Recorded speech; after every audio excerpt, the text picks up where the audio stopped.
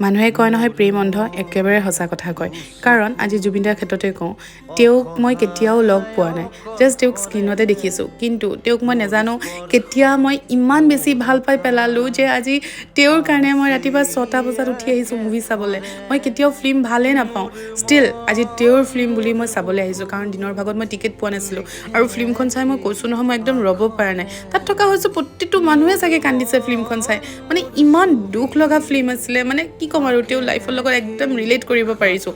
আৰু আজি মোৰ চিডিউলটো বহুত বেছিয়ে টাইট কাৰণ কিয় মানুহজন যাব ঘৰলৈ তো তেওঁৰ কাৰণেও মই খানা পেক কৰিবলগীয়া হৈছে তেওঁক ব্ৰেকফাষ্ট কৰাই পঠাবলগীয়া হৈছে আৰু যিহেতু সময় একেবাৰে কম সেইকাৰণে ময়ো আজি ব্ৰেকফাষ্টত ভাত খাই দিছোঁ তেওঁৰ লগত আৰু তেওঁৰ কাৰণে এয়া পেকিং কৰি দিছোঁ অকণমান চব্জি আৰু এয়া চব কৰি মেলি উঠি মই ওলালোঁ আৰু মানুহজনকো এয়া ৰেডি কৰি দিছোঁ আৰু দেখিছিলে এগালমান চকলেট পঠিয়াই দিছোঁ কাৰণ তেওঁ চকলেট খাই খুব ভাল পায় আৰু তেওঁক পঠিয়াই লৈ মই নিজে ওলাই গৈছোঁ অফিচলৈ